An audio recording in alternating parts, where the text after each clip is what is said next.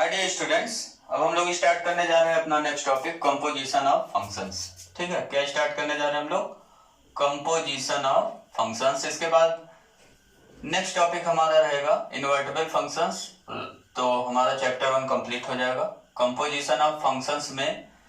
इसको समझने के लिए पहले हम लोग स्टार्ट करते हैं कि एग्जांपल से कंपोजिशन ऑफ फंक्शंस का मीनिंग क्या होता है इसको देखते हैं। कंपोजिशन मीन सिंपली हम कंबाइन करेंगे दो फंक्शंस को या मोर देन टू फंक्शंस को कंबाइन कर सकते हैं कंपोजिशन ऑपरेशन से। ठीक है, अब कंबाइन कैसे होगा, कौन से फंक्शंस को हम कंबाइन कर सकते हैं, उस पर भी कुछ कंडीशंस है। उस कंडीशन को समझने के लिए जैसे आप लोग देखते हैं, आप लोगों ने दिया होगा क्लास 10th बोर्ड एग्जाम दिया होगा, उसमें रोल नंबर बोर्ड द्वारा असाइन किया गया होगा, सबको रोल नंबर मिला होगा और आप लोग क्या करते थे, उस रोल नंबर को आंसर बुक कॉपी में राइट करते थे और फिर जब आपका रिजल्ट अनाउंस होता था तो वो रोल नंबर एंट्री करके आप अपना मार्क्स देखते थे, कितना मार्क्स किस में मिला हुआ है। ठीक है, तो इन सब प्रोसेस में कुछ सिस्टम होता है सीबीएसई का या बोर्ड एग्जामिनेशन सेक्शन का कुछ रूल होता है। उसका रूल क्या है, पहले तो जैसे सपोज करिए कि आपके स्कूल में क्लास 12th में सपोज कर लीजिए कि 50 या 100 स्टूडेंट्स हैं, जो भी हैं या उससे ऊपर हैं, तो मैं 50 स्टूडेंट लेकर के चल रहा हूँ। हमने सपोज किया एक सेट, ठीक है, number of 50 students, roll number of 50 students of class 12th। ठीक है, 12th क्लास के 50 स्टूडेंट का रोल नंबर हमने माना हुआ है सेट है। रोल नंबर हम असाइन कर रहे हैं सबको, सपोज किया हमने 1 2 3 इस तरीके से कहां तक असाइन करेंगे, 50 तक। ठीक है, ये रोल नंबर असाइन हमने कर दिया स्टूडेंट्स को। अब जब ये रोल नंबर क्या होगा, आप कॉपी पे लिख के आएंगे आंसर बुक कॉपी पे अपर पेज पे, तो नेक्स्ट क्या करता है सीबीएसई का सिस्टम क्या है, जब यहाँ से रोल नंबर आप लिख के भेजेंगे तो एग्जामिनेशन सेक्शन क्या करेगा, सीबीएसई कॉन्फिडेंशियलिटी मेंटेन करने के लिए वो रोल नंबर आपका अपर पेज का रिमूव कर देता है और कुछ कोड नंबर असाइन करता है। ठीक है, कोड नंबर असाइन करेगा, ईच रोल नंबर के करस्पॉन्डिंग हमें एक कोड नंबर मिलेगा। 1 के करस्पॉन्डिंग जैसे कोई कोड नंबर मिला, हमने सपोज किया कोड नंबर उसने क्या दे दिया, A1। 2 के करस्पॉन्डिंग क्या दे दिया, A2। 3 के करस्पॉन्डिंग A3। ऐसे 50 के करस्पॉन्डिंग क्या मिल जाएगा, A50। ठीक है, ये क्या हो गया, कोड नंबर मिल गया हमें, code number of 50 student of class 12th। ठीक है, ये साइन हो गया।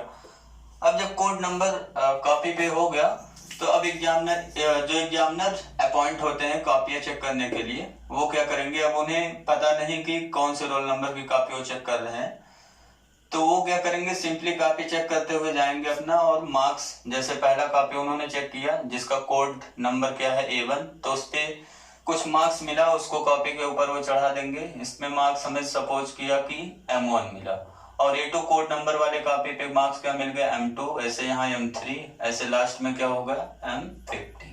ठीक है, तो सिंपली यहाँ से हम देख सकते हैं 1 वाले रोल नंबर को कितना मार्क्स मिला, M1। 2 वाले रोल नंबर को M2 मार्क्स मिला, 3 वाले रोल नंबर को M3 और 50 वाले रोल नंबर को M50। तो जब आप रिजल्ट चेक करते हैं तो सीधे आपको मार्क्स हो करता है। ये बीच के प्रोसेस जो भी कोडिंग वगैरह और डिकोडिंग किया जाता है और एग्जामिनर जो कॉपियां चेक करते हैं वो सब आपको नहीं कुछ पता, आपको सीधे मार्क्स मिल जाएगा। जो रोल नंबर आप एंट्री करेंगे उसी के करस्पॉन्डिंग आपको मार्क्स मिल जाएंगे। सी सेट हमने क्या लिया, सी सेट में हमने लिया मार्क्स ऑफ किसका, 50 स्टूडेंट्स का ऑफ क्लास 12th। तो यहाँ से हम एक फंक्शन बना सकते हैं, एक फंक्शन बनाएंगे f from A to B और एक फंक्शन बना सकते हैं f from B to C। Function क्यों बनेगा, क्योंकि हम देख रहे हैं ईच रोल नंबर के करस्पॉन्डिंग क्या मिल रहा है, हमें यूनिक कोड नंबर मिल रहा है। जैसे 1 के करस्पॉन्डिंग A1 ही कोड नंबर है, 1 के करस्पॉन्डिंग और कोई अदर कोड नंबर नहीं है। तो यहाँ पे एक हमने फंक्शन डिफाइन किया, फंक्शन f। ठीक है, पहला फंक्शन हमने क्या डिफाइन किया, function f from A to B, ये डिफाइन किया। कैसे डिफाइन हुआ, ये जो सेट A है और यहाँ पे क्या है, सेट B है, इनका इमेज क्या होगा, 1 का इमेज, 2 का इमेज, 3 का इमेज, ऐसे 50 का इमेज क्या होगा, तो 1 का इमेज क्या हो गया, A1। ठीक है, 2 का इमेज क्या हो जाएगा, A2, कोड नंबर मिल रहा है इनको, 3 का A3, ऐसे 50 का A50। ये हमारा इंट्रोडक्टरी क्लास रहेगा। आज वाला क्लास कंपोजिशन ऑफ फंक्शन का डेफिनेशन देखेंगे और इस पे बेस्ड प्रॉब्लम जो होगा उसको हम कल करेंगे, ठीक है। नेक्स्ट वीडियो लेक्चर में उसको डिस्कस किया जाएगा। अब यहाँ पे देखिए एफ को डिफाइन करके लिख सकते हैं। कैसे डिफाइन हुआ? डिफाइंड बाई, कैसे डिफाइन कर सकते हैं? एफ, यहाँ कोई भी आई एलिमेंट लीजिए, आई है ना, तो वो कहाँ जा रहा है? जैसे देखो 1 कहाँ जा रहा है? A1 सबस्क्रिप्ट में चला जा रहा है ना, 2 है तो A2, ऐसे I है तो A के सबस्क्रिप्ट में चला गया, कहाँ पहुंच गया? AI, ठीक है। For every I belongs to set A, ये तो हमने F डिफाइन किया। एंड और एक फंक्शन डिफाइन कर रहे हैं G from B to C, ये भी क्या कर रहा है? एक जो कोड नंबर है, ईच कोड नंबर को यूनिक मार्क्स जो है प्रोवाइड करा रहा है, इसलिए ये फंक्शन हो गया corresponding to each code number we have a unique marks, है ना। ये कैसे डिफाइन कर रहे हैं हम लोग? ये डिफाइन कर रहे हैं जी बी का कोई एलिमेंट है A1 टाइप का ना, तो AI को कहां ले जा रहा है? MI पर, है ना। A1 को M1 पे ले जा रहा है, A2 को M2 पे, ऐसे AI को कहां ले जाएगा? MI पर। For every AI belongs to set B, ठीक। अगर इसका आप ग्राफ बनाए, मतलब एरो डायग्राम बनाए, एरो डायग्राम से अगर देखिए तो जी हमें कैसा दिखेगा? ये हो गया सेट B, ये हो गया सेट C, और यहाँ पे एलिमेंट्स A1, A2, A3, ऐसे कहाँ तक? A50 तक। और इधर हो गया M1, M2, M3, कहाँ तक? वहीं तक, कहाँ तक? 50 तक। A1 किससे रिलेट होगा? M1 से। A2 का इमेज M2, A3 का इमेज M3, A50 का इमेज M50। तो अब देखिए, अब ये दो फंक्शन जो डिफाइंड हुआ, इसको हम कंबाइंड कर सकते हैं। इसको क्या कर सकते हैं? कंबाइंड। क्यों कर सकते हैं कंबाइंड? यहाँ पे हम देख रहे हैं F, और F का जो कोडोमेन है B है, G का डोमेन भी B ही है, तो इन दोनों को उठा के ज्वाइन कर सकते हैं ना हम लोग, कंबाइन कर दे रहे हैं इसको। कंबाइन करेंगे तो ये देखिए, ये हो गया B, ठीक, B आ गया, और ये हो गया A, और यहाँ पे हो गया C, ठीक है, और ये हो गया हमारा F, और यहाँ पे हो गया फंक्शन G। F हुआ फ्रॉम A टू B से। अब A में क्या क्या था? 1, 2, 3, ऐसे कहाँ तक था? 50 तक। B में क्या था? A1, A2, A3, ऐसे कहाँ तक? A50 तक। C में M1, M2, M3, कितने तक? 50 तक। अब यहाँ देखिए 1, A1 से रिलेट 2, A2 से रिलेट 3, A3 से 50, A50 से, ऐसे यहाँ से एरो निकला, यहाँ गया, M2 पे गया, M3 पे गया, M50 पे गया, ठीक है। अब देखिए कंबाइंड तो हमने कर लिया दोनों फंक्शंस को। क्या कर लिया? कंबाइंड कर लिया दोनों फंक्शंस को, है ना, कंबाइंड हो गया। अब जैसे मशीन वगैरह देखते हैं ना, दो दो अलग अलग मशीनें रखी रहती हैं, तो कभी क्या होता है, इसमें एक मशीन से जो आउटपुट निकला उसको दूसरे मशीन में डालते हैं तो फाइनल आउटपुट हमें मिल जाता है। तो ऐसा हो रहा है कि दो मशीन को एक सिंगल मशीन में ही फिट कर दिया जा रहा है, एक ही मशीन में इनपुट दे और आउटपुट हमें सीधा मिल जाए, ठीक है। तो वैसा ही कुछ काम हो रहा है, कॉम्बिनेशन ऑफ फंक्शंस हो रहा है, दो दो फंक्शंस को कंबाइंड कर दे रहे हैं। दो से ज्यादा फंक्शन को भी हम कंबाइंड कर सकते हैं, ऐसा नहीं है, लेकिन सब पे कंडीशंस है, कुछ कंडीशंस के हिसाब के सारी चीजें होंगी। यहाँ पे देखिए B सेट हमें सेम मिल रहा था, इसका जो कोडोमेन है F का और G का जो डोमेन है वो दोनों क्या है? सेम है, इसलिए हम कंबाइंड यहाँ कर लेते हैं, ठीक है। कुछ समझ में आ रहा होगा आपको कंबाइंड क्यों हो रहा है। अब एक न्यू फंक्शन इंट्रोड्यूस कर सकते हैं हम, कहां से कहां तक? A टू C तक। न्यू फंक्शन हमने कौन सा इंट्रोड्यूस किया? H, दिख रहा होगा आपको। कहां से कहां तक इंट्रोड्यूस किया? A टू C, है ना। इंट्रोड्यूस मतलब यही कंबाइंड हो गया फंक्शन, है ना, फंक्शन कंबाइंड हो गया। अब क्या मिल गया? न्यू फंक्शन मिल गया। ये न्यू फंक्शन H क्या है? Combination of function F and G, या कहिए resultant of function F and G, ठीक है। यही H में क्या मिला? Resultant of function F and G मिला, या कहिए H क्या मिला? फंक्शंस ऑफ फंक्शन मिल गया, फंक्शन का फंक्शन मिल गया, ठीक है। यहाँ पे जो हमें पढ़ना है वो कंपोजिशन है, तो इसको कंपोजिशन ही बोलेंगे हम लोग, ठीक है। नाम तो बहुत ढेर सारे हमने गिना दिए आपको, resultant of F and G भी बोल सकते हैं इसको, H को, है ना, या आप क्या बोल सकते हैं? फंक्शंस ऑफ फंक्शन बोल सकते हैं, या क्या बोल सकते हैं? एक नाम अभी लिखने वाले हैं। इंट्रोड्यूस किया हमने H, कहां से कहां तक? From A to C। कैसे इंट्रोड्यूस हुआ? सच दैट, यह हम देख रहे हैं ये भी एक फंक्शन है, ये भी क्या है? एक फंक्शन बनेगा। क्यों? क्योंकि ईच रोल नंबर के करस्पॉन्डिंग, 1 के करस्पॉन्डिंग देखिए मार्क्स क्या मिल रहा है M1, 2 के करस्पॉन्डिंग मार्क्स मिल रहा है M2, रोल नंबर 3 के करस्पॉन्डिंग M3, 50 के करस्पॉन्डिंग M50, ऐसे मिलता जा रहा सब, है ना। तो हम यहाँ पे देख रहे हैं कि ये जो H है वो क्या काम कर रहा है, ईच रोल नंबर को क्या कर रहा है, ईच रोल नंबर को एक यूनिक मार्क्स असाइन कर रहा है। ईच रोल नंबर को क्या कर रहा है, यूनिक मार्क असाइन कर रहा है। तो एच भी हमारा क्या हो गया, फंक्शन हो गया, फंक्शन का डेफिनेशन फुलफिल है ना।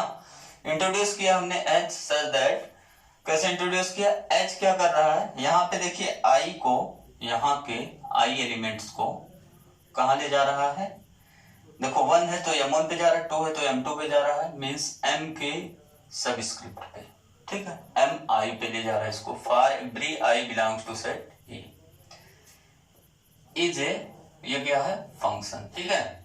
अब क्या करेंगे, ये जो H दिया हुआ है, H को हम क्या लिख सकते हैं, H को लिख सकते हैं, ये क्या हो गया, combination of F and G या resultant of F and G, या आप कहिए H को क्या लिखेंगे, H इज इक्वल टू लिखेंगे F कंपोजिट G, ठीक है, या इसको क्या पढ़ेंगे, G कंपोजिशन F। ये हमने क्या किया, ये हमने डिनोट किया, ठीक है, H को डिनोट कर सकते हैं ऐसे कि ये दो फंक्शन का क्या हो गया, कॉम्बिनेशन हो गया, ये एक ऑपरेशन है, ठीक है। इसको क्या कैसे पढ़ते हैं हम लोग, read as G composition F, क्या पढ़ेंगे, G कंपोजिशन F, ठीक है। ये इसी को पढ़ते हैं कंपोजिट, कंपोजिट किसका, ऑफ F एंड G, ठीक। अब ये देख सकते हैं आप कि H के प्लेस पे हम पुट कर सकते हैं यहाँ पे F कंपोजिट G, या कहिए G कंपोजिशन F, ठीक है। तो अब क्या हो गया, HI जो था उसके जगह क्या लिख सकते हैं हम लोग, G कंपोजिशन F और ये I, ठीक है। अब G कंपोजिशन F लिख सकते हैं। अब देखिए I कहाँ का एलिमेंट है, सेट A का, और F का जो डोमेन है वो क्या है, सेट A। तो हम फंक्शन के डेफिनेशन से जानते हैं कि फंक्शन डोमेन के ईच एलिमेंट पे अप्लाई होता है, तो F किस पे अप्लाई हो जाएगा, I पर, तो GFI, इसको क्या लिख सकते हैं, GFI। और ये जो FI होगा ना, आप देख रहे हैं यहाँ पे अगर कोई पर्टिकुलर I है तो I कहाँ जाएगा, कहाँ जाएगा, B में, है ना, FI बन के। तो यहाँ हम देख रहे हैं FI जो है वो B का एलिमेंट हो गया, और G B के ईच एलिमेंट पे अप्लाई होके किसका एलिमेंट देगा, C का, और ये हम देख रहे हैं ये किसके इक्वल हो जाएगा, MI के, ठीक है। तो ये कुछ हो गया तरीका कैसे हम कंपोजिशन को एक्सप्रेस करेंगे, ये है कंपोजिशन को एक्सप्रेस करने का तरीका, G कंपोजिशन F। एक चीज और आप ध्यान दे रहे होंगे, पहले देखिए फंक्शन F है देन G है ना, पहले क्या F है देन G है, और लिखने का अगर प्रोसेस देखिए तो कैसे लिखा जा रहा है, राइट टू लेफ्ट लिखा जा रहा है, कैसे लिखा जा रहा है, राइट टू लेफ्ट, पहले F राइट में लिख रहे हैं देन G लिख रहे हैं लेफ्ट, है ना, राइट में क्या लिख रहे हैं F, लेफ्ट में क्या लिख रहे हैं G, ठीक है। अब नेक्स्ट स्टार्ट करते हैं हम लोग इसका डेफिनेशन। अब इसी चीज को जनरलाइज करते हैं हम लोग, सेट ए बी सी को किसी भी जनरल सेट पे ले जाते हैं। अभी तो हमने एक एग्जांपल दे करके आपको बताया चीजें। अब कंपोजिशन ऑफ फंक्शन को डिफाइन करने जा रहे हैं। कंपोजिशन ऑफ फंक्शन कैसे डिफाइन होगा, आपको कुछ कुछ समझ में आया होगा। यही जो हमने एच लिखा था वही क्या, कंपोजिशन ऑफ फंक्शंस, है ना। यहाँ पे हमने मान लिया let f from A to B and g from कहां से, B to C, be two functions. अब ये दो फंक्शन जो हमने लिया हुआ है इसमें आप एक सिमिलैरिटी देख रहे होंगे। एफ का जो कोडोमेन हमने लिया है ना, वही जी का क्या लिया हुआ है, डोमेन। लेकिन अभी धीरे धीरे कहानी तो अभी पूरी बाकी है कंपोजिशन की, है ना। पिक्चर अभी पूरी बाकी है, पिक्चर देख के जाइए। क्या है, अभी थोड़ी देर बाद देखेंगे कि यहाँ पे जो एफ का रेंज होना चाहिए वो क्या होना चाहिए, subset of domain of g होना चाहिए। तब हम डिफाइन कर सकते हैं जी कंपोजिशन एफ। हमने क्या बताया, हमने बताया जी कंपोजिशन एफ डिफाइन करने के लिए क्या होना चाहिए, जरूरी क्या है, एफ का रेंज जी के डोमेन का सबसेट होना चाहिए। यहाँ तो इक्वल है इजिली, तो सबसेट में इक्वल वाला भी आ जाता है, एक चीज पढ़े ना, every set is subset of itself, ठीक है। तो यहाँ बी भी इक्वल हो गया, तो ये डिफाइंड हो जाएगा कंपोजिशन किसका किसका, एफ एंड जी का। तो ये हो गया हमारा एफ फंक्शन, ये हो गया जी फंक्शन, ये हो गया सेट ए, ये हो गया बी, ये हो गया सी, ठीक है। यहाँ कोई पर्टिकुलर एलिमेंट है एक्स, ऐसे ढेर सारे होंगे यहाँ पे जो भी हो, एक्स को एफ कहाँ ले जाएगा, एफ एक्स पर, एफ एक्स इसका एलिमेंट हो गया बी का, जी फंक्शन है इसका डोमेन बी है, तो जी क्या करेगा, एफ एक्स को कहाँ ले जाएगा, जी इस पे अप्लाई हो जाएगा, जी ऑफ एफ एक्स, ठीक है। और ये कहाँ का एलिमेंट हमें मिल गया, सी का एलिमेंट। अब एक न्यू फंक्शन इंट्रोड्यूस करेंगे, कौन सा फंक्शन, एच। एच कैसा फंक्शन होगा, composition of g and f, है ना। इसको क्या लिखेंगे, जी कंपोजिशन एफ, या पढ़िए एफ कंपोजिट जी, ठीक है। ये एफ कंपोजिट जी इंट्रोड्यूस हो गया। ये क्या करेगा, अब ये सीधे एक्स को कहाँ ले जाएगा, इस रास्ते से ले जाएगा यहाँ पर, ये किसके इक्वल हो गया, जी कंपोजिशन एफ, या पढ़िए एफ कंपोजिट जी। पढ़ने का तरीका आपको आ जाना चाहिए, जी कंपोजिशन एफ या एफ कंपोजिट जी, ठीक है। तो ये हो गया जी कंपोजिशन एफ एक्स, ये ऐसे डिफाइंड हो गया। तो हमने यहाँ लिखा है from A to B and g from B to C be two functions, then composition of, then किसका composition, composition of f and g is denoted by, किससे डिनोट करेंगे, जी कंपोजिशन एफ, है ना, read as g composition f, या दूसरा तरीका यहां से पढ़िए f composite g.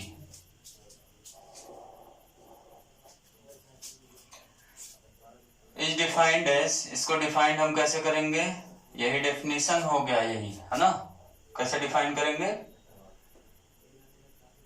F composite जी, ये कहां से कहां तक फंक्शन होगा, फ्रॉम ए टू सी, ठीक है। ये देखिए ये बी वाला जो है ना, बी वाला क्रॉस हो जाएगा, मीन्स ये फ्रॉम ए टू बी है और जी फ्रॉम कहां है, बी टू सी है, तो ये बी वाला रिमूव हो जाएगा, हमें फंक्शन मिल जाएगा क्या चीज, F composite g, f composite g, या कहिए जी कंपोजिशन एफ, कहां से, फ्रॉम ए टू सी, ठीक है। तो ये मिल गया हमें एफ कंपोजिट जी या g composition f from A to C, कैसे डिफाइंड होगा, सच दैट, ये क्या करेगा, एफ कंपोजिट जी यहाँ के एलिमेंट पे अप्लाई होगा, यहाँ का एलिमेंट कोई एक्स ले रहे हैं, सेट ए का एलिमेंट, तो ये क्या हो जाएगा, जी पहले एफ अप्लाई होगा, है ना, एफ ऑफ एक्स हो गया, उसके बाद जी अप्लाई हो जाएगा। ये किसके लिए डिफाइंड है, for every x belongs to set A के लिए। तो ये हमने डिफाइन कर दिया composition of two functions f and g, ठीक है। Composition of two functions f and g, इसमें हम देख रहे हैं कि डोमेन हमें क्या मिल रहा है कंपोजिशन का, एफ कंपोजिशन जी का डोमेन अगर देखिए, नोट करके आप इसको लिख सकते हैं, नोट, नोट में क्या लिखेंगे, डोमेन ऑफ किसका, एफ कंपोजिट जी का हमें क्या मिल रहा है, देखिए एफ कंपोजिट जी का डोमेन हमें ये मिला, और ये किसका डोमेन है, एफ का डोमेन है, मीन्स ये जो पहला फंक्शन इधर लिखा हुआ ना राइट में, ठीक है, इसका जो डोमेन होगा वही किसका डोमेन हो जाएगा, एफ कंपोजिट जी का डोमेन हो जाएगा, ठीक है। सेकंड पॉइंट, कोडोमेन की बात किया जाए, codomain of f composite g, f composite g का कोडोमेन क्या होगा, कोडोमेन देख रहे हैं सी है, और सी किसका कोडोमेन है, देख रहे हैं तो जी का कोडोमेन है, तो दूसरे वाले फंक्शन का जो कोडोमेन होगा वही कंपोजिशन का कोडोमेन हो जाएगा, तो ये हो गया कोडोमेन ऑफ किसका, जी का, ठीक है। ये दो चीजें हमें मिल गया, कंपोजिशन का डोमेन और क्या चीज, कोडोमेन। अब देखिए यहां पे क्या दिया हुआ था हमें, f from A to B दिया हुआ है, और जी फ्रॉम कहां से दिया हुआ, बी टू सी दिया हुआ। अब अगर मैं पूछूं एफ कंपोजिशन जी डिफाइंड होगा या नहीं, तो क्या हो जाएगा, एफ कंपोजिशन तो इजीली डिफाइंड हो जा रहा ना, एफ कंपोजिशन जी, क्या कंडीशन मिला हमें, एफ का जो क्या होना चाहिए, अभी बताया थोड़ा देर पहले हमने, एफ का क्या होना चाहिए, जो रेंज वो जी के कोडोमेन के जी के कोडोमेन का सबसेट होना चाहिए। ठीक है, तो ये क्या हो गया, कंपोजिट जी डिफाइंड हो गया, पहले एफ है ना, बी भी रिमूव हो गया, ये क्या हो गया फ्रॉम ए टू सी। अगर मैं आपसे पूछूं क्या जी कंपोजिट एफ डिफाइंड होगा, क्या जी कंपोजिट एफ हम डिफाइन कर सकते हैं? तो अगर जी को देखिए तो जी हमारा क्या है, फ्रॉम बी टू सी है। तो ये जो एफ होना चाहिए ना, वो क्या होना चाहिए था, सी टू फिर कहीं और सेट पे होना चाहिए था। लेकिन हम देख रहे हैं जो हमारा एफ है वो एफ कहां से है, ए टू बी है। ठीक है, तो अब देख रहे हैं हम इसको कंबाइंड नहीं कर सकते, जी को एफ के साथ कंबाइंड नहीं कर पा रहे हैं, है ना। तो ये क्या हो गया, जी कंपोजिट एफ, ये क्या हो गया, इज नॉट डिफाइंड। यहाँ पे जी कंपोजिट एफ डिफाइंड नहीं है। क्यों डिफाइंड नहीं है, क्योंकि यहाँ पे हम देख रहे हैं जो जी का क्या चीज, रेंज ऑफ जी, यहाँ not subset of range of g is not subset of क्या है, डोमेन ऑफ एफ। ठीक, डोमेन ऑफ एफ का सबसेट नहीं है। या दूसरे लैंग्वेज में आप यहाँ लिख सकते हैं कि सी जो है, सेट सी, वो सेट ए के इक्वल नहीं मिल रहा हमें, ये डिफरेंट है, इसलिए ये कंपोजिशन डिफाइंड नहीं है। अभी और थोड़ा सा समझते हैं इसको, कंपोजिशन वाला मैटर। अभी तो हम केवल दो चीजें आपको बढ़िया से बताए, क्या चीज, एक तो अगर एफ हमें कोई फंक्शन दिया हुआ है फ्रॉम ए टू बी, जी कोई फंक्शन दिया हुआ फ्रॉम बी टू सी, तो हम निकाल सकते हैं एफ कंपोजिट जी, या कहिए जी कंपोजिशन एफ। वो कहां से कहां तक होगा फंक्शन, फ्रॉम ए टू सी हो जाएगा। ठीक है, और एफ कंपोजिशन जी का जो डोमेन होगा वो क्या होगा, डोमेन ऑफ एफ, है ना, जो पहले लिखा हुआ है। एफ कंपोजिशन जी का डोमेन क्या होगा, डोमेन ऑफ एफ, और एफ कंपोजिशन जी का कोडोमेन क्या होगा, कोडोमेन ऑफ जी। ठीक है, इतना चीजें समझ में आया होगा आपके। अब एक और नेक्स्ट एग्जांपल करते हैं हम लोग। हम ले रहे हैं सेट ए और सेट बी। ठीक है, सेट ए लिया हमने, सेट बी लिया, और एक फंक्शन इसके बीच डिफाइन किया। सेट ए में हमने लिया एलिमेंट 1 2 3, सेट बी में लिया 4 5 6, ठीक, 3 एलिमेंट ले लिया। और एक हमने जी फंक्शन डिफाइन किया, function g from C to D, ये जी फंक्शन डिफाइन किया, और इसमें एलिमेंट रखा 4 5 6 7। ठीक, और इसमें रख दिया 1 2 3, एक और बढ़ा लो 4, जो भी मन करे। फंक्शन कैसे डिफाइन कर रहे हैं, 1 को 4 पे ले गए, 2 को 5 पे ले गए, 3 को 6 पे ले गए, ये फंक्शन डिफाइन हो गया। फंक्शन दिख रहा होगा आपको, 4 को 1 पे ले गए, 5 को 2 पे ले गए, 6 को 3 पे ले गए, 7 को भी 3 पे ले गए। ठीक, ये हो गया डिफाइंड।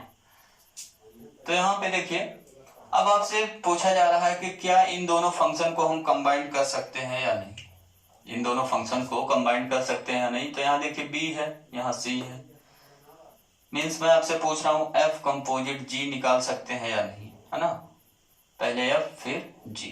ठीक, तो देखिए कंपोजिशन होगा कि नहीं, यहाँ तो डिफरेंट हो जा रहा है। यहाँ बी में जो एलिमेंट्स है वो सी के सभी एलिमेंट्स नहीं मिल रहे हैं, लेकिन तब भी यहाँ पे कंपोजिशन हो जाएगा। ऐसा नहीं है कि एकदम ये एग्जैक्ट वही होना चाहिए, मतलब एफ का जो कोडोमेन है वो जी के डोमेन के इक्वल हो तभी कंपोजिशन डिफाइंड होगा, ऐसा जरूरी नहीं है। तो मेन चीज क्या है, मेन कंडीशन क्या है, उसको समझते हैं हम लोग। ठीक है, कैसे, यहाँ पे देखिए कंबाइंड कर ले रहे हैं हम लोग, किसको कंबाइंड कर ले रहे हैं, दोनों फंक्शंस को, एक हो गया एफ और एक हो गया जी। ठीक है, एफ क्या है, f from A to B है। ठीक है, एफ क्या है, फ्रॉम ए टू बी, ये बी हो गया। और ये जो दिख रहा है सी, बी सी का क्या दिख रहा है आपको, सबसेट। बी जो है सी का क्या दिख रहा है, सबसेट। 4 5 6 इसमें है ना सी में, तो सी बड़ा सबसेट बन जाएगा। और जी क्या हो गया, जी from C to D defined हो गया। अब यहाँ पे देखिए कंपोजिशन डिफाइन करने जा रहे हैं हम लोग। यहाँ हो गया 1 2 3, और यहाँ पे बी में क्या क्या इंडिकेट करोगे, 4 5 6, और जो सी में होगा 4 5 6 तो इंडिकेट हो गया, एक और एक्स्ट्रा एलिमेंट वो बाहर एंट्री करेंगे आप 7। और डी में कौन कौन से हैं, 1 2 3 4। अब यहाँ पे देखिए रिलेट करा एलिमेंट, 1 किससे रिलेट हुआ 4 से, 2 किससे रिलेट हुआ 5 से, 3 किससे रिलेट हो गया 6 से। एफ तो हो गया ना function, each element of domain has unique image, है ना। अब यहाँ पे जी देखिए 4 किससे रिलेट हो रहा है, 4 1 से रिलेट हो रहा है, 5 किससे रिलेट हो रहा है, 2 से, 6 किससे रिलेट हो रहा है, 3 से, 7 किससे रिलेट हो रहा है, 3 से, जी भी हो गया फंक्शन। अब ये जो कंपोजिशन है ये भी डिफाइंड हो जा रहा है। कैसे डिफाइंड हो गया, एफ कंपोजिट जी डिफाइंड हो गया हमारा, कहां से कहां तक, from A to D, from A to D. ठीक है, आप देख रहे हैं ना, एफ कंपोजिट जी का जो डोमेन है वो एफ के डोमेन के इक्वल, ठीक, और एफ कंपोजिट जी का जो को डोमेन है वो जी के को डोमेन के इक्वल। ठीक है, डिफाइन कैसे हुआ, डिफाइन हो गया f composite g from A to D defined हो गया। यहां से सीधे देख लीजिए आप, 1 किससे रिलेट हो गया, 1 से, 1 किससे रिलेट हो गया, 1 से, 1 4 4 1 है ना, 1 2 1 रिलेट हो गया। ऐसे 2 किससे रिलेट हो गया, 2 गया 5 पे, 5 गया 2 पे, तो 2 किससे रिलेट हो गया, 2 से। और 3 किससे रिलेट हो गया, 3 गया 6 पे, 3 फिर 6 कहाँ गया 3 पे, तो 3 किससे रिलेट हो गया, 3 से। तो यहाँ अगर इसका अलग आप एरो डायग्राम बनाना चाहते हैं तो क्या बनाएंगे, 1 2 3, और यहाँ पे 1 2 3 4 है ना, 1 1 से रिलेट हुआ, 2 2 से रिलेट हुआ, 3 3 से रिलेट हुआ, और ये हो गया हमारा F composite ji function.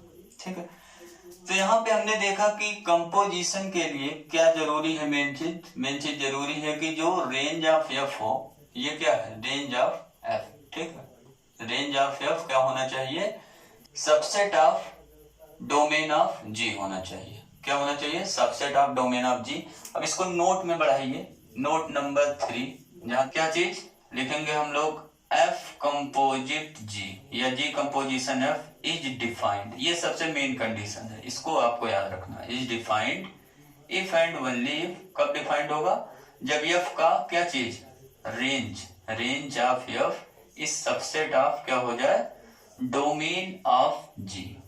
Range of f is subset of domain of g, या इसको दूसरे शॉर्ट में लिख सकते हैं R f, range of f is subset of क्या चीज लिख लीजिए, D g, means domain of g. तो range of f domain of g का अगर सबसेट है तो हम कहेंगे कि एफ कंपोजिट जी हमारा डिफाइंड होगा, अदरवाइज डिफाइंड नहीं होगा। या दूसरे लैंग्वेज में कह सकते हैं एफ कंपोजिट जी डिफाइंड है तो रेंज ऑफ एफ क्या होगा, डोमेन ऑफ जी का सबसेट होगा। सबसेट है तो इक्वल भी हो सकता है, range of f domain of g के इक्वल भी हो सकता है, ऐसा नहीं है, वो तो हम जानते हैं सबसेट के डेफिनेशन से, है ना। 4 वाले लिख लीजिए, जी कंपोजिट एफ कब डिफाइंड होगा, ऐसे बता दीजिए, जी कंपोजिट एफ इज डिफाइंड, कैसे डिफाइंड होगा, इफ एंड ओनली इफ। क्या कंडीशन है, जो यहाँ पहला, ये पहला फंक्शन हमारा राइट में ना, और ये दूसरा वाला, तो ये जो पहला फंक्शन जी है उसका क्या लेना हमें, range, if and only if range of g, R g का मतलब समझ गए, रेंज ऑफ जी। ठीक है, इस सबसेट ऑफ क्या हो जाए, डोमेन ऑफ सेकंड फंक्शन हमारा कौन सा है, एफ। तो ये कंडीशन होना चाहिए, अगर ये कंडीशन फुलफिल है तब जी कंपोजिट एफ डिफाइंड होगा। ठीक है, अब यहाँ पे अगर मैं बात करूं क्या जी कंपोजिट एफ हमें मिलेगा, ये तो हो गया एफ कंपोजिट जी की बात, है ना, एफ कंपोजिट जी निकल गया। अब अगर पूछा जाए क्या जी कंपोजिट एफ हमें मिलेगा या नहीं, ठीक है, फॉग वगैरह नहीं पढ़ते इसको, जी कंपोजिट एफ मिलेगा या नहीं, इसको क्या करेंगे, कैसे चेक करेंगे, जी कंपोजिट एफ मिलने के लिए क्या चाहिए, जी का क्या चाहिए, रेंज, जी का रेंज देखिए, जी का रेंज कितना है, 1 2 3, उसमें केवल कितने एलिमेंट आ रहे हैं, 3 एलिमेंट, 1 2 3। और डोमेन ऑफ एफ देखिए, डोमेन ऑफ एफ क्या है, 1 2 3। ठीक है, तो ये क्या मिल रहा है हमें, 1 2 3 इसमें भी मिल रहा है, 1 2 3 इसमें भी मिल रहा है, तो ये क्या हो गया, सबसेट हो गया, है ना, रेंज ऑफ जी क्या हो गया, डोमेन ऑफ एफ का हो गया सबसेट। तो यहाँ पे भी हम डिफाइन कर सकते हैं फंक्शन को, किस फंक्शन को, जी कंपोजिट एफ को। तो ये हो गया सी, ये हो गया डी, सी में है 4 5 6 7 और डी में क्या है 1 2 3 4। और फिर क्या करेंगे, 1 2 3 से डिफाइन किया गया है, किसको डिफाइन किया गया है, ये सेट हमारा क्या हो गया, set A to B define किया गया, बी क्या हमारा 4 5 6। ठीक है, अब देखिए यहां से जी है ये हमारा, जी क्या होगा, 4 कहाँ रिलेट हो रहा है, 4 1 पे रिलेट हो रहा है, 5 कहाँ रिलेट हो रहा है, 2 पे, 6 कहाँ रिलेट हो रहा है, 3 पे, 7 कहाँ रिलेट हो रहा है, 3 पे। ठीक है, और देखिए सेट यहाँ पे फंक्शन एफ है फ्रॉम ए टू बी, 1 कहाँ रिलेट हो रहा 4 पे, 2 कहाँ रिलेट हो रहा 5 पे, 3 कहाँ रिलेट हो रहा 6 पे। ठीक है, ये मत सोचिए कि एफ जो है एफ में ये 4 का इमेज नहीं मिल रहा है, ये डोमेन नहीं इसका। एफ का डोमेन क्या है, एफ का डोमेन सेट है। ठीक है, एफ का डोमेन क्या है, सेट है। तो यहाँ से फंक्शन हमारा डिफाइन हो गया। कौन सा फंक्शन डिफाइन हो गया, जी कंपोजिट एफ डिफाइंड हो गया। कहां से कहां तक मिला हमें, फ्रॉम सी टू बी मिल गया।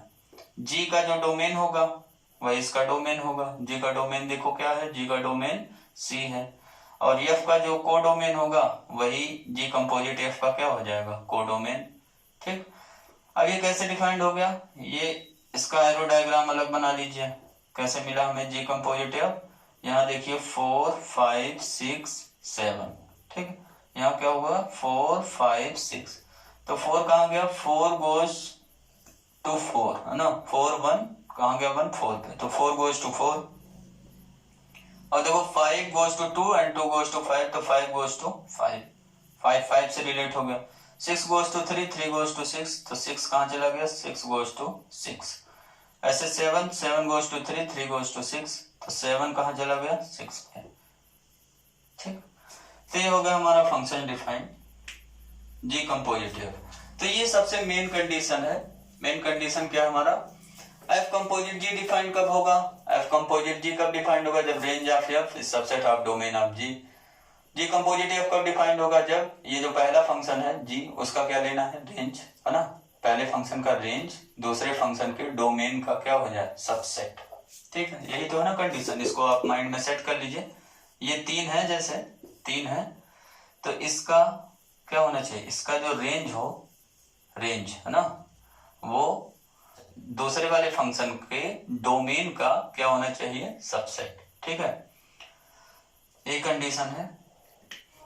एक चीज और नोट में बढ़ा के लिख लीजिए, नोट नंबर कितना तक हो गया 4, नोट नंबर 5, अगर एफ कंपोजिट जी ये डिफाइंड है, if f composite g is defined then g composite f क्या ये डिफाइंड होगा हमेशा। अगर एफ कंपोजिट जी डिफाइंड है तो क्या जी कंपोजिट एफ हमेशा डिफाइंड होगा, तो ये कोई जरूरी नहीं है कि एफ कंपोजिट जी डिफाइंड है तो जी कंपोजिट एफ डिफाइंड होगा, क्योंकि कंडीशन आप देख रहे हैं जी कंपोजिट एफ डिफाइंड होने के लिए दूसरा कंडीशन है। क्या कंडीशन है, range of g subset of domain of f होना चाहिए, और इसको डिफाइंड होने के लिए क्या कंडीशन है, range of f subset of domain of g होना चाहिए। तो ये हो गया, then g composite f is not necessarily defined, is not necessarily defined। हो सकता है डिफाइंड हो सकता है डिफाइंड ना हो, ये जरूरी नहीं है, कुछ भी हो सकता है। तो कोई ऐसा कंडीशन बताइए कि ये हमेशा एफ कंपोजिट जी भी डिफाइंड हो जाए और जी कंपोजिट एफ भी डिफाइंड हो जाए, जैसा कि हमें एनसीईआरटी बुक में अपने मिलता है ना। ऐसा क्वेश्चन बनाता है एनसीईआरटी बुक में, जो भी आपके एग्जाम में भी आता है ऐसा क्वेश्चन, कि एफ कंपोजिट जी और g composite f most of question में डिफाइंड रहते हैं। ठीक है, तो 6 वाले में क्या है, if f and g are defined, अगर हमने दो फंक्शन एफ और जी ले लिया, वो कहां से कहां तक डिफाइंड है, defined from set A to itself. ठीक है, ए टू इटसेल्फ का मतलब दैट इज, इसको आप लिख सकते हैं दूसरे लैंग्वेज में, f comma g from set A to set A defined, दोनों function A to A defined है। ठीक है, देन बोथ कौन कौन से, f composite g and g composite f, both are ये क्या हो जाएंगे, डिफाइंड। ठीक, तो दोनों डिफाइंड हो जाएगा, उसमें कोई डाउट नहीं है। ठीक, जैसे हमें फंक्शंस क्या दिया हुआ है, f from R to R दिया हुआ है, जी भी फ्रॉम आर टू आर दिया हुआ है, तो कोई डाउट नहीं है कि कंपोजिशन डिफाइंड होगा या नहीं, तो दोनों कंपोजिशन डिफाइंड होगा, एफ कंपोजिट जी भी डिफाइंड है और जी कंपोजिट एफ भी डिफाइंड है। ठीक है,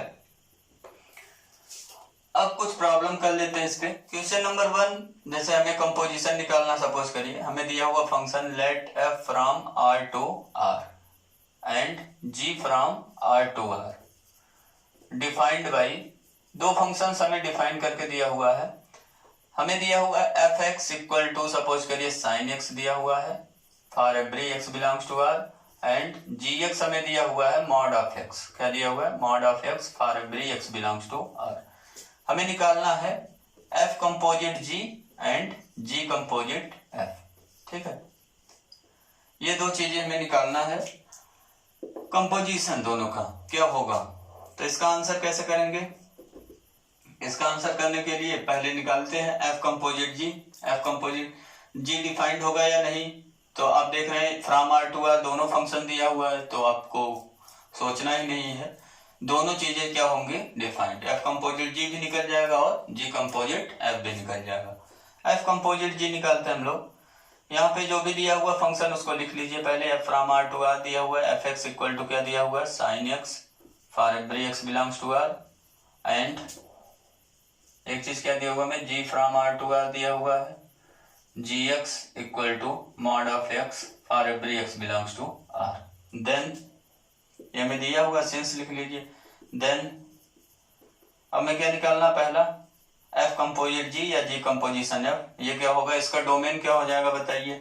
जो एफ का डोमेन होगा वही एफ कंपोजिट जी का डोमेन होगा। एफ का डोमेन आर हो गया और जी का जो कोडोमेन होगा आर हो गया। ये भी क्या हो गया? आर टू आर डिफाइंड होगा। अब ये आएगा कितना? देन ये हो गया डिफाइंड। इस पे एक्स अप्लाई कर देंगे और डेफिनेशन अप्लाई करिए। डेफिनेशन क्या कहता है? पहले एफ अप्लाई होगा देन जी अप्लाई होगा, तो जी ऑफ एफ एक्स हो गया। ये हो गया जी। एफ एक्स की वैल्यू कितना दिया हुआ हमें? एफ एक्स कितना हो गया? Sine x. ठीक है, अब देखो जी साइन एक्स पे अप्लाई होगा। अब इस पे जी का फंक्शन हमें देखना पड़ेगा कैसे डिफाइंड है। जी एक्स को कहाँ ले जा रहा? मॉड एक्स पे। जी एक्स को कहाँ ले जा रहा? मॉड एक्स पे। तो एक्स के प्लेस पे कितना आ गया? अभी साइन एक्स आ गया है ना। एक्स के प्लेस पे कितना आ गया? Sine x. तो जी साइन एक्स को कहाँ ले जाएगा? मॉड साइन एक्स पे। ये मत सोचना कि यहां ले जाएगा साइन मॉड एक्स। कुछ लोग क्या करते हैं? एक्स पे मॉड लगा देते हैं। ठीक है, तो ये रॉन्ग है। आपको देखना है फंक्शन वर्क कैसे कर रहा है। फंक्शन डोमेन के एलिमेंट पे अप्लाई होके उसको कहाँ भेज दे रहा है? मॉड के अंदर भेज दे रहा है। तो यहाँ देखो साइन एक्स पे अप्लाई जब होगा जी ना, तो उसको साइन एक्स को कहाँ भेजेगा? मॉड के अंदर भेज देगा। या अगर ये चीज नहीं समझ में आता तो कभी कभी कुछ लोग क्या करते हैं, यहाँ से डायरेक्ट अप्लाई ना करके इसको लिख देते हैं जी ऑफ वाई, और वाई हमने क्या मान लिया? Where y equal to sine x. फिर जी एक्स को कहाँ ले जा रहा? मॉड एक्स पे, तो वाई को कहाँ ले जाएगा? मॉड वाई पे। फिर वाई की वैल्यू यहाँ रख देंगे, कितना हो गया? Mod sine x. तो यहाँ से दो स्टेप आपका बढ़ जाता है। या आप डायरेक्ट करिए जी आप साइन एक्स क्या हो जाएगा? एक्स को मॉड एक्स पे ले जा रहा है तो साइन एक्स को मॉड साइन एक्स पे ले जाएगा। तो ये हो गया हमारा एफ कंपोजिट जी फंक्शन डिफाइंड। दूसरा जी कंपोजिट एफ हमें डिफाइन करना है, वो कैसे डिफाइंड होगा? ये भी फ्रॉम आर टू आर हो जाएगा फंक्शन, है ना, क्योंकि सब चीजें आर टू आर ही दिया हुआ है। जी कंपोजिट एफ निकालना है, इस पे एक्स अप्लाई करिए तो ये क्या हो जाएगा? एफ जी एक्स हो गया। ठीक है, अब पहले क्या होगा? जी एक्स निकाल लेंगे। जी एक्स क्या हो गया? जी एक्स को कहाँ ले जा रहा? मॉड ऑफ एक्स पे ले जा रहा।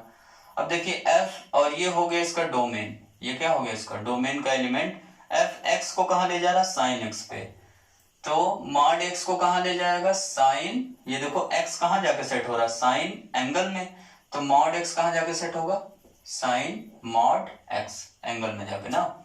या इसको वही तरीका बताया, अगर ऐसे नहीं करना चाहते तो एफ यहाँ पे जो भी मिला उसको क्या मान लीजिए? वाई यहाँ लिख दीजिए, वेयर वाई हमने क्या माना हुआ है? Mod x. अब देखो एफ एक्स को कहाँ ले जा रहा है? साइन एक्स पे। तो वाई को कहाँ ले जाएगा? साइन वाई पर। ये क्या हो गया? साइन वाई के प्लेस पे क्या रख देंगे? Mod x. तो ये हो गया आपका आंसर। ठीक है, या तो डायरेक्ट करिए यहाँ से एफ मॉड एक्स कहाँ जाएगा? एक्स को ले जा रहा साइन एक्स पे, तो मॉड एक्स को ले जाएगा साइन मॉड एक्स पे।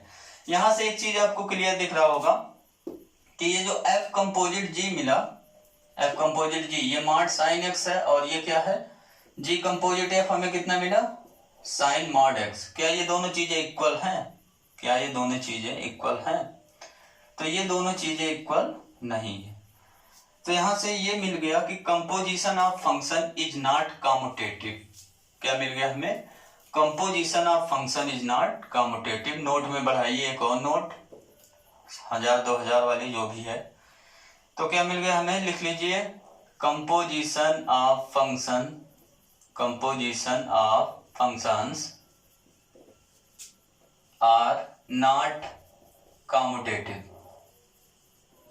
कम्यूटेटिव लॉ को फॉलो नहीं करता इन जनरल, ठीक है। किसी किसी प्रॉब्लम में हो सकता है इक्वल मिल जाए आपको, लेकिन इन जनरल कोई जरूरी नहीं है कि हमेशा इक्वल मिलेगा, ठीक है। तो हम कहेंगे कि कंपोजिशन ऑफ जो फंक्शन होगा वो कम्यूटेटिव लॉ को फॉलो नहीं करता है, ठीक है। ये तो हो गया एक प्रॉब्लम। अब नेक्स्ट वीडियो लेक्चर में हम लोग क्या करेंगे, नेक्स्ट वीडियो लेक्चर में कुछ थ्योरम्स करेंगे कंपोजिशन ऑफ फंक्शंस के ऊपर। बहुत ही इंपॉर्टेंट थ्योरम है, एनसीईआरटी में भी दिया हुआ वो थ्योरम। और देन कुछ प्रॉब्लम सॉल्व करेंगे, उसके बाद आ जाएंगे हम लोग inverse of function, invertible function पे, ठीक है। Thank you for watching my this video lecture dear friends.